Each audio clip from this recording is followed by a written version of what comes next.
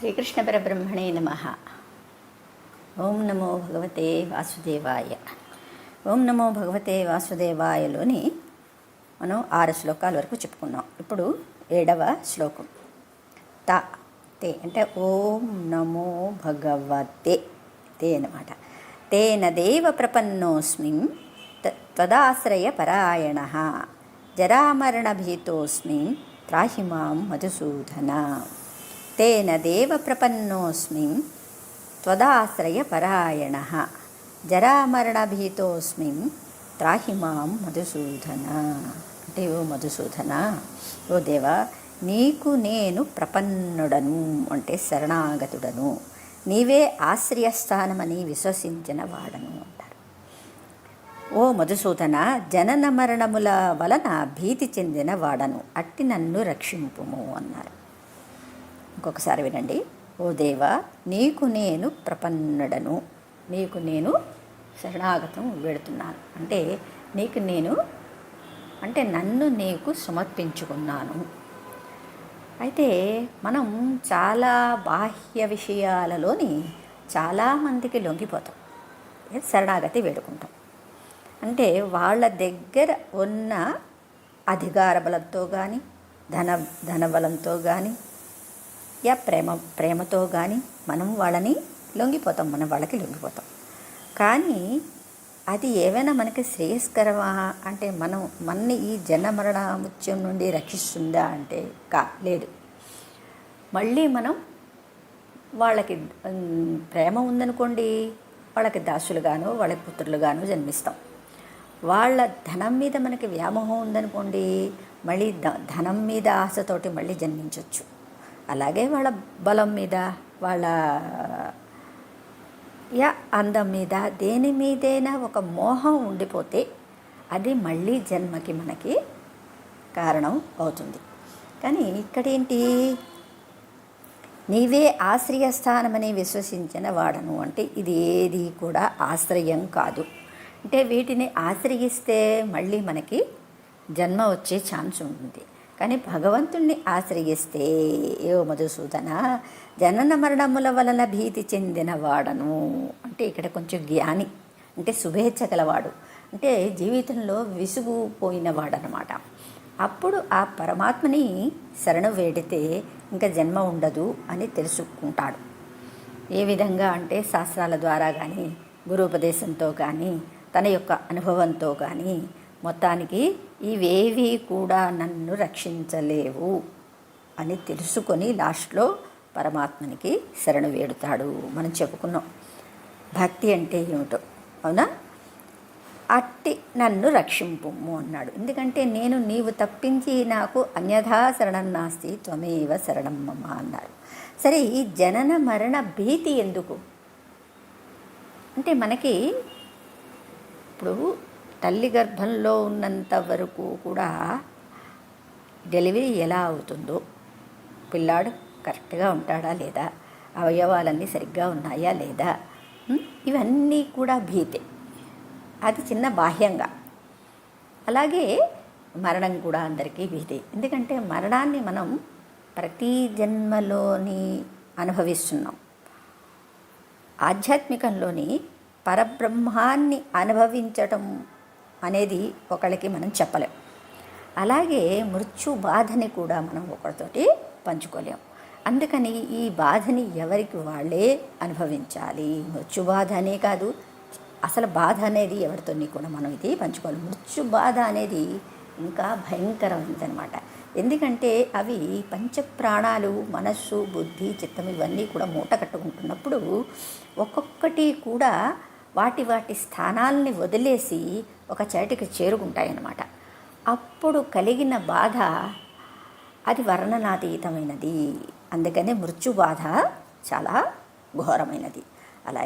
అలాగే ఈ జనన మరణ మృత్యువులోని కుయోని మాతృగర్భేషు అని చెప్పుకున్నాం. ఇక్కడ ఎన్నో జంతువుల్లో కానీ మన యొక్క పాపపుణ్య ఫలాన్ని బట్టి కుయోని అంటే నీచ జన్మలు ఎత్తుతున్నాము, మంచి జన్మలు ఎత్తుతున్నాము, రాక్షస జన్మలు ఎత్తుతున్నాము.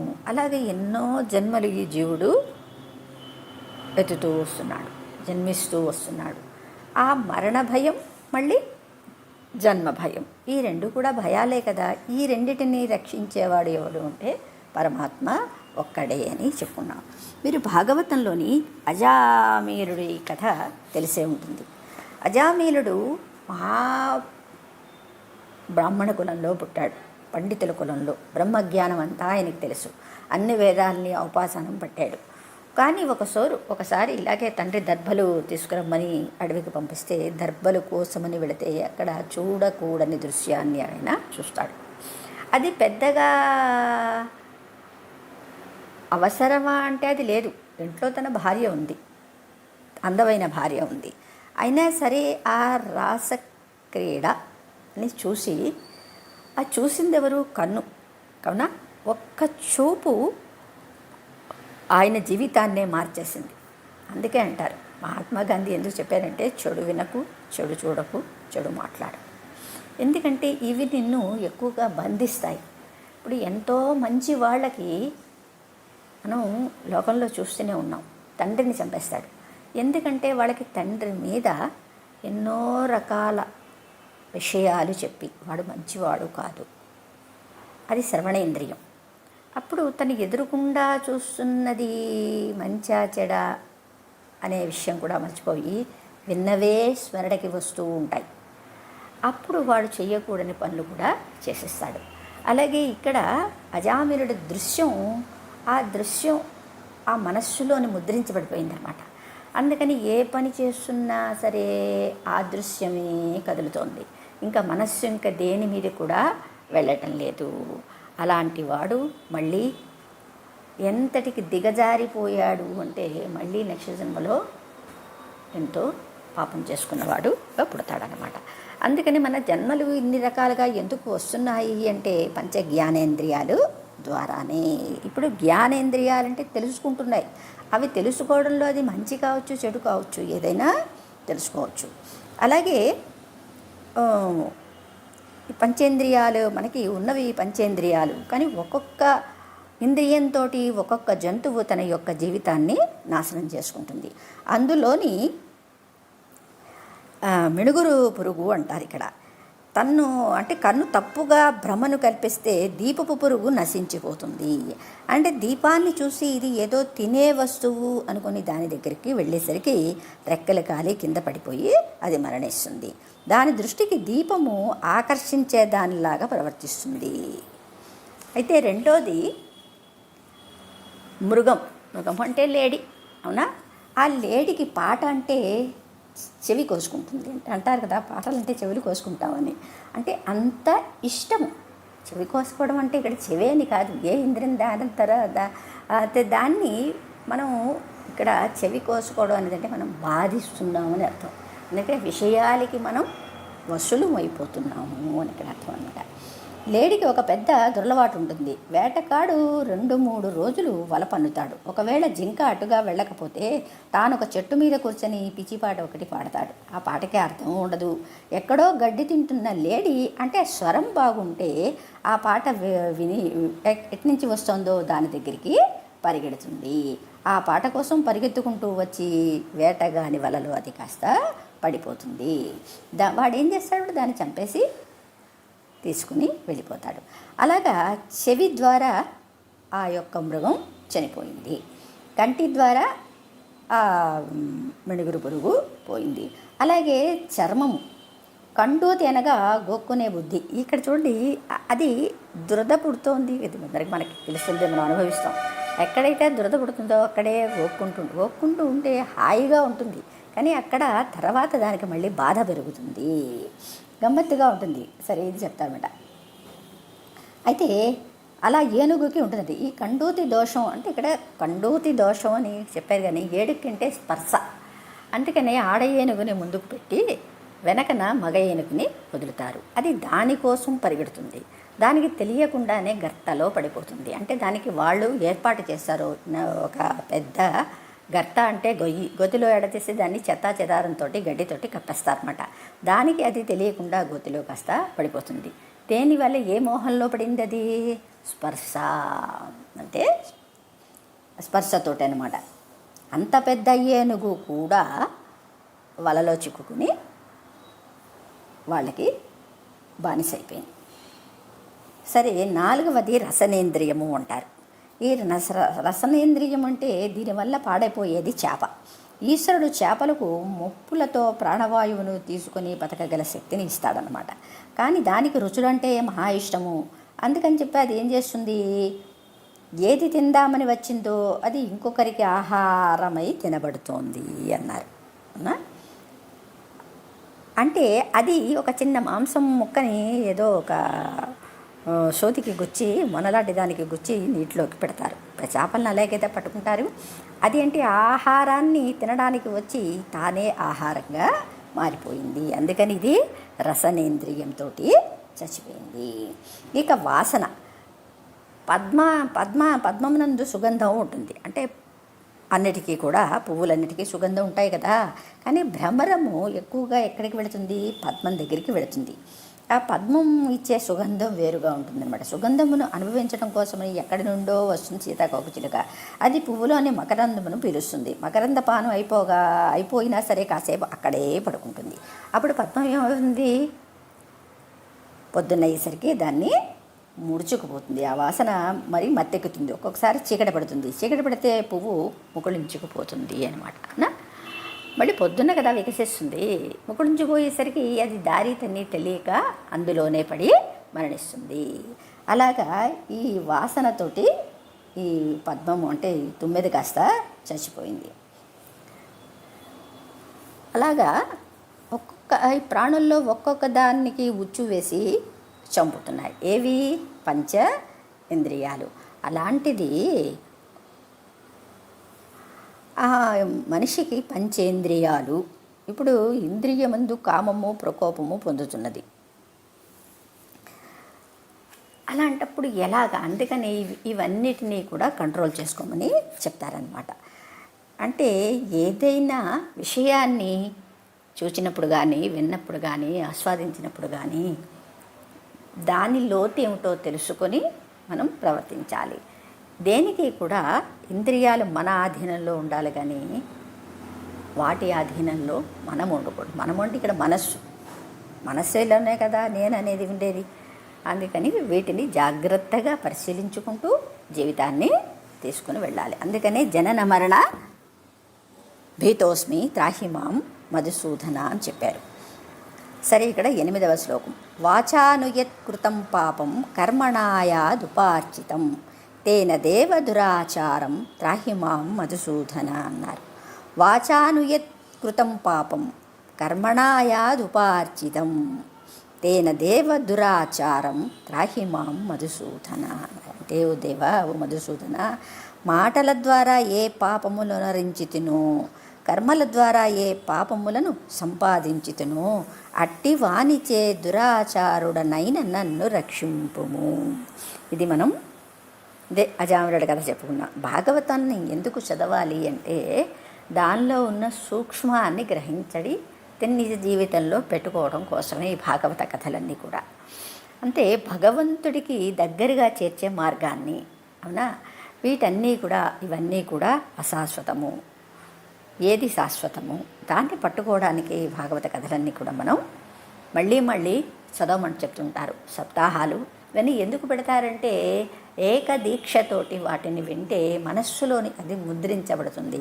అలాగే ప్రహ్లాదోపాఖ్యానము, అజామిళుడోపాఖ్యానము, తర్వాత పురంజనోపాఖ్యానం, ఇవన్నీ ఉపాఖ్యానాలు. ఎందుకంటే ఉపాఖ్యానాలు నీ యొక్క జీవితాన్ని ఎలాగ మలుచుకోవాలి అని చెప్పడానికే. అయితే ఇప్పుడు కృష్ణయ్య ఇక్కడ ఏం చెప్పారు, మధుసూదన, మాటల ద్వారా ఏ పాపములు నర్చితును అంటే మనం ప్రతి మాట సత్యమే అవునో కాదో చూసుకోవాలి. మనం మాటల్లోని ఎన్నో దొర్లిపోతూ ఉంటాయి, అవునా.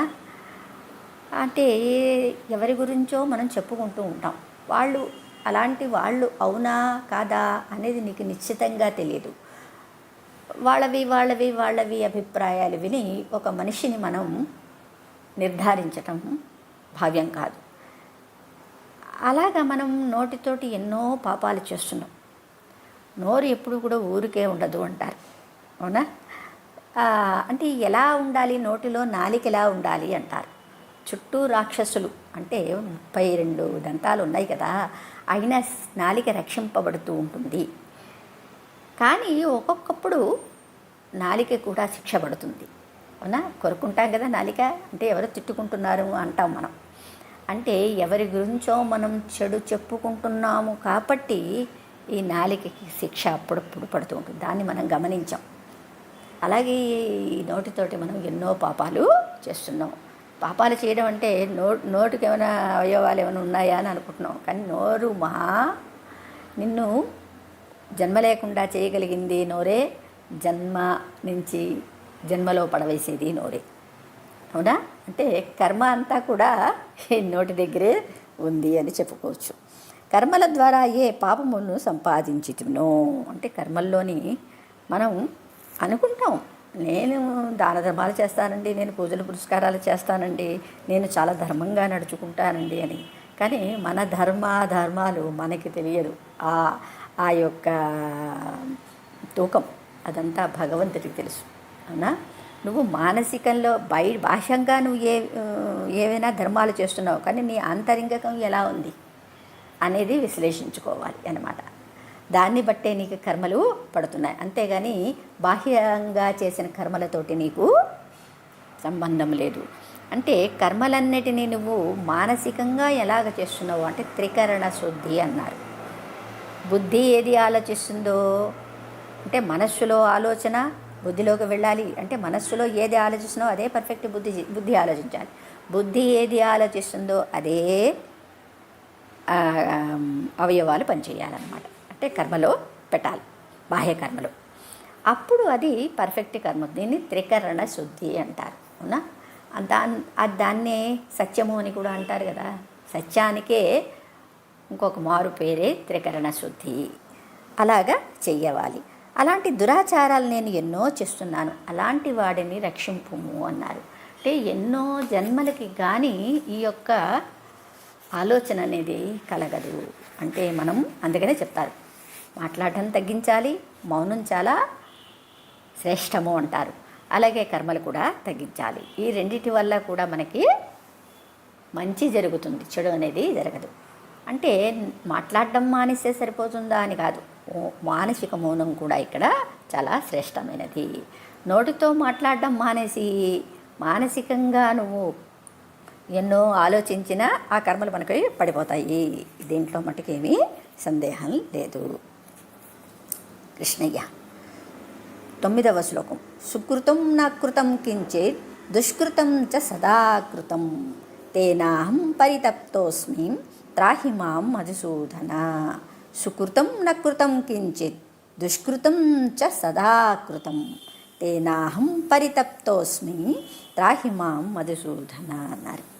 ఓ మధుసూదన, కొంచెమైనను పుణ్యకార్యము చేసిన వాడను గాను ఎల్లప్పుడూ పాపకార్యములనే ఆచరించి తిని ఈ పాపముల చేత పశ్చాత్తాపము చెందియున్నాను, ఇట్టి నన్ను రక్షింపుము అన్నారు. అంటే మనిషికి మనస్సు రెండూ చెప్తుంది, ఏది చెడు ఏది మంచి. నీకు తెలుసు అబద్ధం మాట్లాడటం మంచిది కాదు అని, కానీ అబద్ధమే చెప్తూనే ఉన్నాం కదా. అలాగే దుర్యోధనుడికి అదే అంటాడు, నాకు మంచి ఏదో తెలుసు కానీ మంచి చెయ్యబుద్ధి అవ్వదు, చెడు ఏమిటో తెలుసు కానీ అదే చెయ్యబుద్ధి అవుతుంది అని చెప్పాడు. ఎందుకంటే ఈ మనస్సు ఎన్నో జన్మల నుండి వాసనలు తెచ్చుకుంది. చెడు వాసనలు ఎక్కువగా ఉంటే ఆ చెడు వైపుకే వెళుతుంది, మంచి వాసనలు ఎక్కువగా ఉంటే మంచి వాసనలోకే వెళుతుంది. అందుకని చెప్పి మనం వేటిని మన లైబ్రరీలో ఏది ఎక్కువగా పెట్టుకోవాలంటే మంచి వాసనల్ని ఎక్కువగా పెట్టుకోవాలి. అప్పుడే మన యొక్క కర్మలోని వాటి యొక్క ప్రభావం పడుతూ ఉంటుందన్నమాట. అందుకని ఇక్కడ చెప్తున్నారు, నేను ఎప్పుడూ కూడా సుకృతం చెయ్యలేదు, ఎప్పుడూ దుష్కృతాలే చేస్తూ ఉన్నాను. అలాగే అందువల్ల నాకు